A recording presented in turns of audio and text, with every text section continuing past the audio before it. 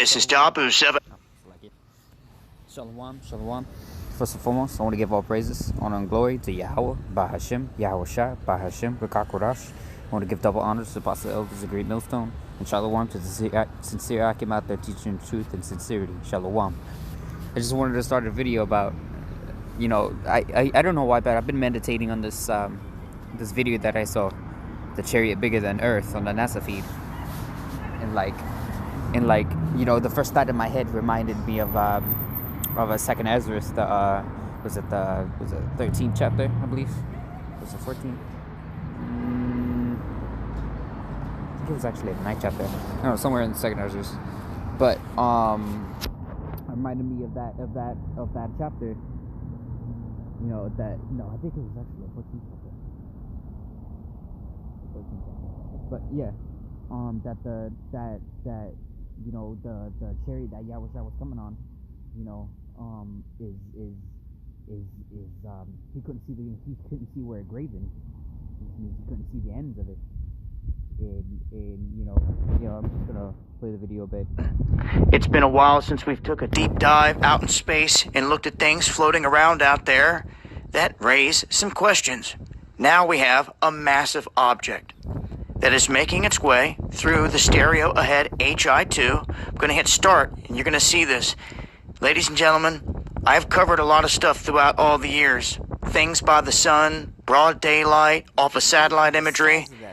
I've never witnessed an object of this size He's gonna mention that's Earth up there, making its way through space, caught on the cam. And it seems like when they picked this up right around frame 160, they cut it out.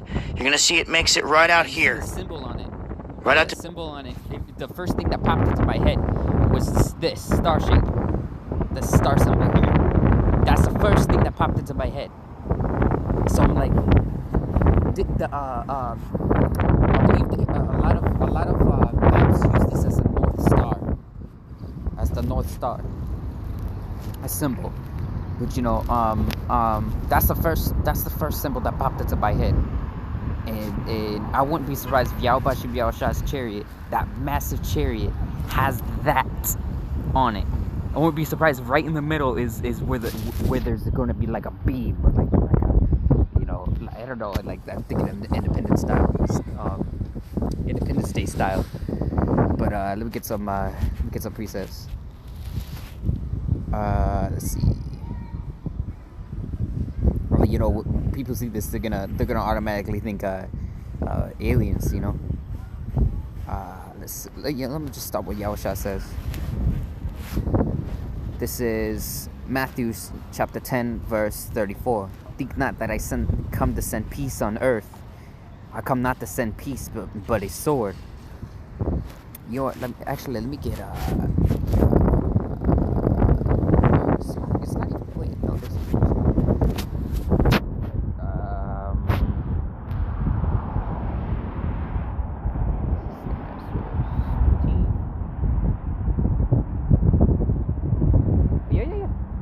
okay, yeah. It was second Ezra 13 chapter. Second Ezra chapter 13 verse 1. This says, and it came to pass. No, actually, let me start it with second Ezra 9. This is second Ezra chapter 9 verse 1. He answered me then and said, measure thou the time diligently in itself, and when thou seest part of the sign pass, which I have told thee before, then thou shalt understand that is the very same time when the highest will begin to visit the world which he made. Now there is a lot of prophecies that Yahushua mentioned. A lot of man. There's so many prophecies that's coming to pass right now. And like a lot of Ahchyam saying, and I'm gonna say it too, we're living in exciting times. These are extremely exciting times. Let me jump down to here.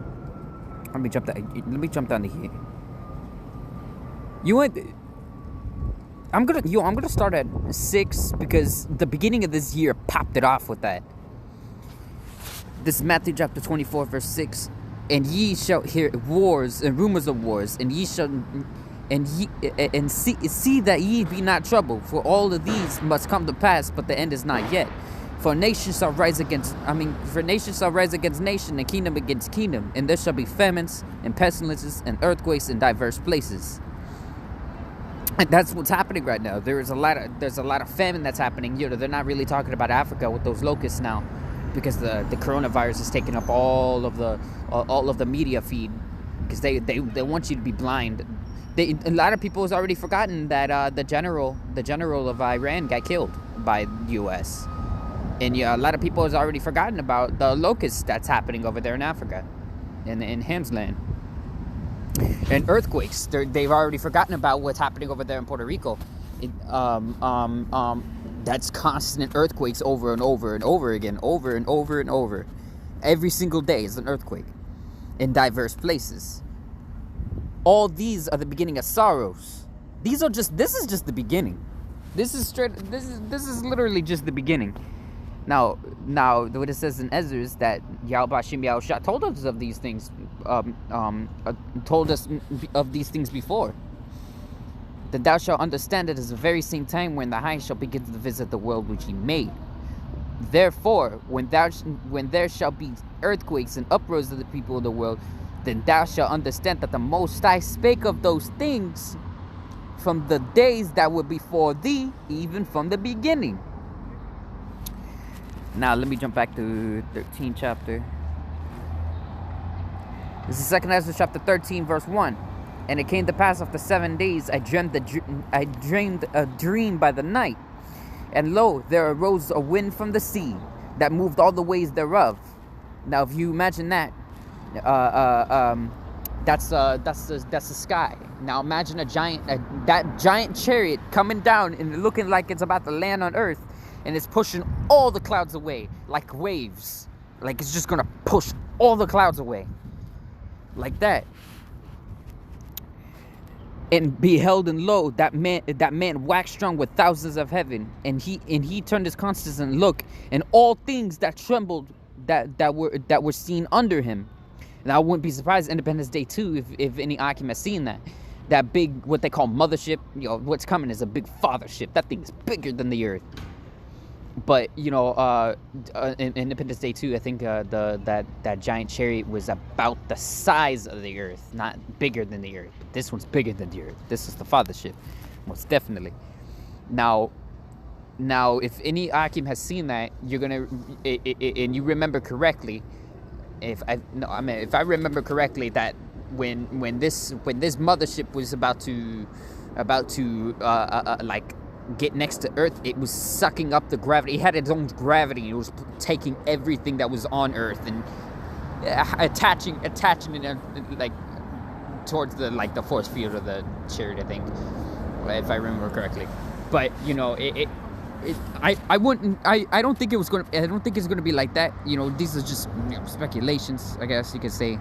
But how the end is gonna be, man. It's going to be a terrible day, and I wouldn't be surprised if that chariot gets close, the earth starts vibrating, and like earthquake. And because that giant fathership is getting close. It's causing the earth to do that. I wouldn't be surprised, but we're seriously living in exciting times, because this day is near. And whensoever the voice went out of his mouth, all they that burned that heard his voice, like the earth faileth when it feeleth the fire. And after this I beheld, and lo, they gathered a multitude of men out of number from the four winds of heaven to subdue the man that came out of the sea. But I beheld, and lo, and he graven himself a great mountain and flew up upon it. But I would have seen the region or place wherein the hill was graven, and I could not. That means if you break that down, don't really need to break it down. It's just the way he says it. That he couldn't see the ends of it. It's like a mountain. You couldn't see the ends. You couldn't see the tip with your own eyes. You couldn't see the round part of with your own eyes. That fathership is bigger than the earth. So if that thing goes next to the United States ain't gonna see the ends of that chariot. Alright? It ain't gonna see the ends of it. All right, continuing. Let's see. And after this I beheld, and lo, all they that were gathered to subdue the man were so afraid, yet durst fight. Well, let me see if I can find the definition of durst.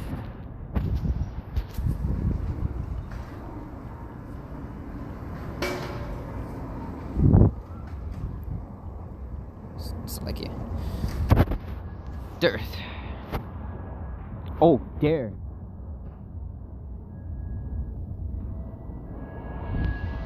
They dared to fight. They dared to fight to the Most High, because they I bet you they had that, you know, that iconic, inspirational, heroic speech from Edom, man. I wouldn't be surprised.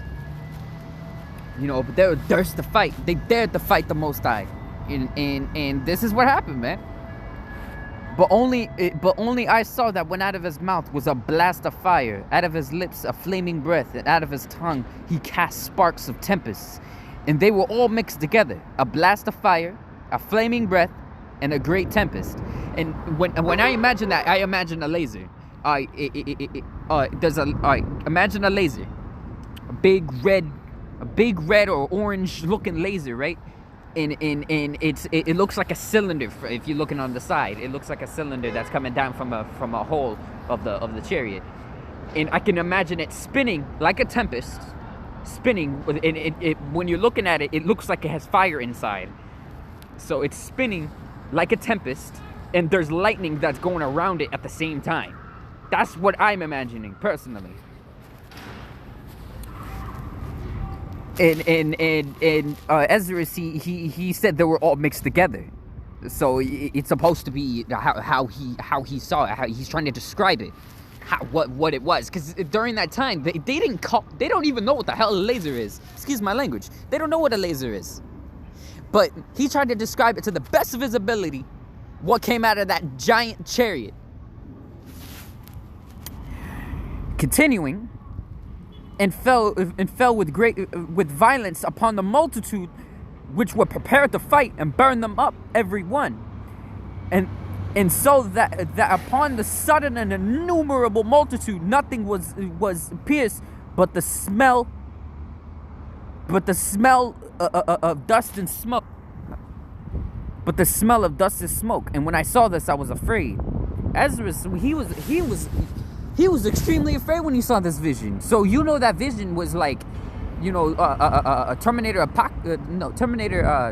what's it, Terminator 2? I think it was Terminator 2. Yes, Terminator, no, I think it was Terminator 2. When Sarah Connor saw that you know, that vision of that nuke going off, it was so realistic.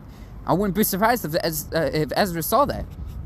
And he said that laser fell with violence upon the multitude. Now, if you imagine that, what I imagined right away was Independence Day 1, when that giant chariot blew the Empire State Building. You saw how fast it went and how fast the whole building just got destroyed, just like that. It just fell down with violence. Like imagine you just dropping a boulder on something and it just splats. You know, that's the first thing that I imagine. Now, Yahushua says, I come not to send peace on earth. I come not to send peace, but a sword. Suppose ye that I come to give peace on earth? I tell you, nay, but rather division. Yahushua, he's going to separate the sheep from the goats. And what that means, he's going to separate the Israelites from the heathens. You know, and you know, he's gonna judge the world, starting with the Israelites first, of course, through these famines and pestilence and everything like that. And the end of the day, a lot of people are gonna die by both nuclear fallout and the fathership and the chariots. You know, okay, yeah, this is Isaiah. This is Isaiah chapter 13, verse 1. The burden of Babylon, which Isaiah, the son of Amos, did see. Actually, before I get that.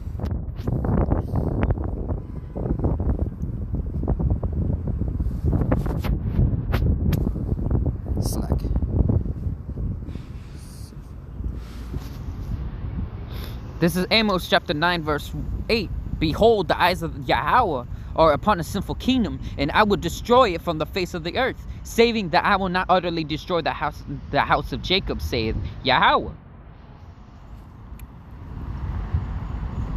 Yeah, let me continue real quick. For I will command, and I will sift the house of Israel among the nations, like as corn is sifted in a sieve, yet shall not the least grain fall upon the earth. That's how he's gonna save on the 1/3 of Israel. He's gonna sift Israel like as if he sifts corn. Not a single grain is gonna fall upon the earth. Not a single grain, not a single one of the 1/3 are gonna be left on the earth when this stuff happens.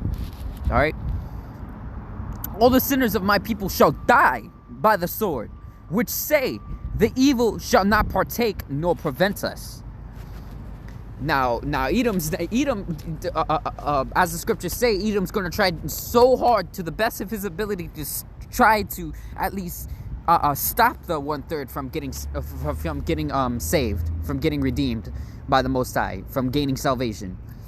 He's going to try to the best of his ability, but as the scriptures say, everything that he does, every single thing that he does, all right, roughly paraphrasing, every single thing that he does, he can't do against the truth, but for the truth. All right.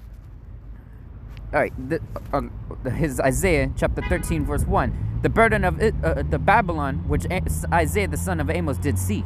Lift ye up a banner upon the high mountain. Exalt the voice unto them. Shake the hand, that they may go into the gates of the nobles. I will command my sanctified ones. I will call my mighty ones for mine anger, even them that rejoice in my highness.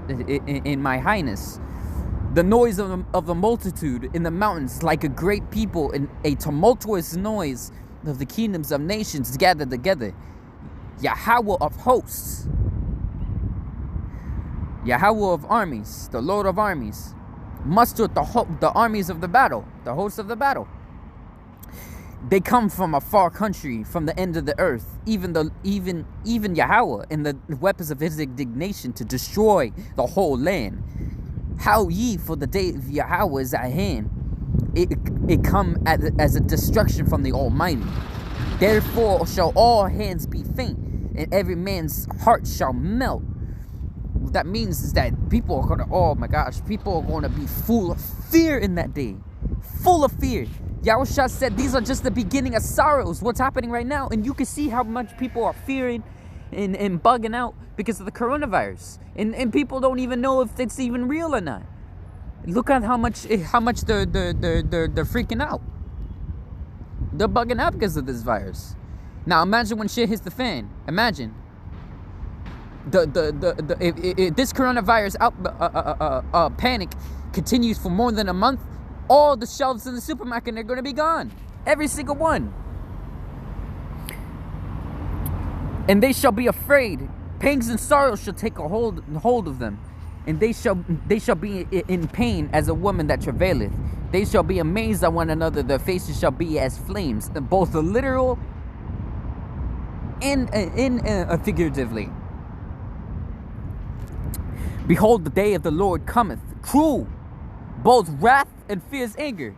Now this chariot here, that chariot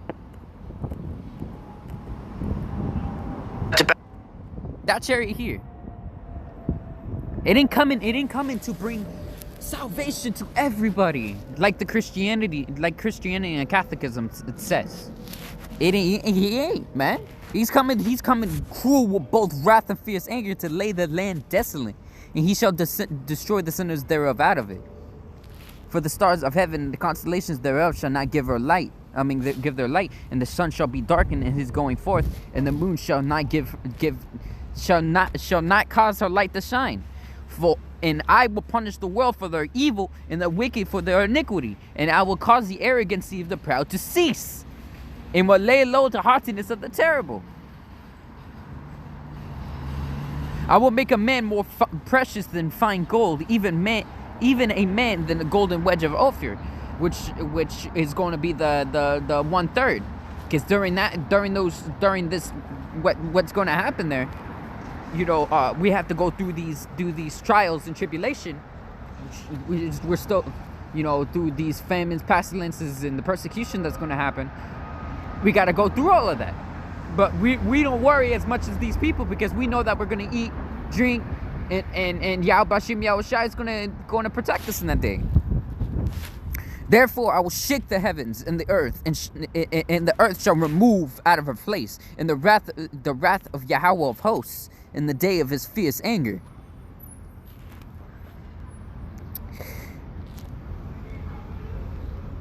And it shall be as a chastened roe, as a sheep that no man taketh up, and they shall every man turn to his own people, and flee everyone to his own land.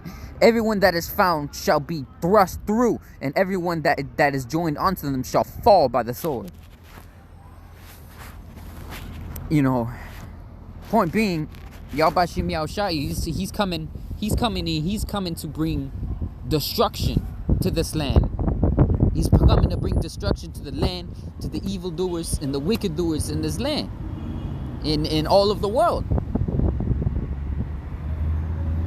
He isn't coming to bring salvation to everybody, to save you from the devil, for anything like that, man. He's only doing that to the 1/3 of Israel, the ones that fear his name, and that rejoice at his highness, and that desire a world ruled in righteousness. That's what we look for.